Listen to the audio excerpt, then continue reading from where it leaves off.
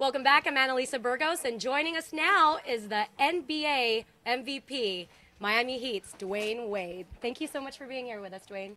Man, thanks for having me. It sounds good every time I hear that. Now, you led your team to an amazing victory. You know, Miami's first time in the finals, and you just led them to take it away from Dallas, trailing 2-0. Now, how does that feel coming from, as a leader in terms of a leadership role? Well, it feels great when you got, 14 other guys. We say 15 strong, the 15th one. But when you got 14 other guys looking at you, putting the ball in your hand and saying, bring it home for us, it feels great once you can, once you can do that. So, and my teammates was great all playoff series, all through the finals. And we couldn't have done this without each other. So, like we said, it's been 15 strong all year, and I'm just happy that I had the opportunity to be one of the front runners to do it. Mm-hmm. What's the biggest lesson you've learned as a leader for this team? Never give up. It's just something that is so simple, but it's so true. With being down 3-0, almost going down 3-0, down 13 points with 6 minutes left, we could have easily gave up, but we didn't. And we won that game and went on to win the next 3 after that. So never give up. Anything can happen. And you're only 24, and yet you're playing with these big guys, Shaq, Alonzo Mourning, Gary Payton, big names in basketball. You're being compared to Michael Jordan and, actually just taking the spotlight now from everyone. Is it overwhelming? Has it been overwhelming?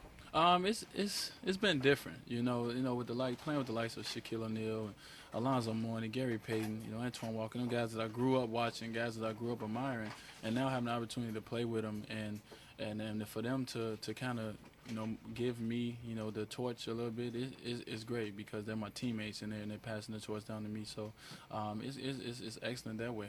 And a big thing for you is community, giving back to your community as well as your family, strong family values. Why does that continue to be important even as you're a rising star? Well, like I said, I'm always saying the kids are our future. If we don't do it, who's going to do it? So, you try to give back as much as possible. And my whole thing is to give back to the kids that was less fortunate, underprivileged kids, kind of like I was, growing up. So I'm looking forward to, doing a lot of things in the upcoming season, but also through my career, looking forward to doing more things. If I look at anybody, it's Alonzo Mourning. He really does a great job in the community. He's really one of the more respected guys with that, and that's somebody I can learn from. Mm-hmm. And we're at the NBA store, and you're the #1 selling jersey, yes. And you have huge fans, we saw them today.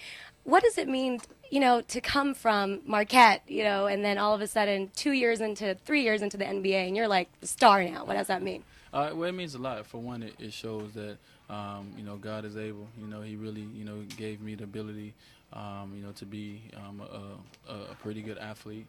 And hard work and dedication is what really got me here. And it started, of course, before Marquette. But Marquette was really what pushed me and pumped me to have a strong will. So, to be in my 3rd year and doing things that a lot of people, or not even me, would even imagine that I would be doing it in 3 years is special. But I got to give a lot of credit to everyone who helped me get to this point. And it's all my coaches and my family. And we have to talk about the big money now coming from out of the championships. You have endorsement deals with Converse, Sean John, I believe, and Topps.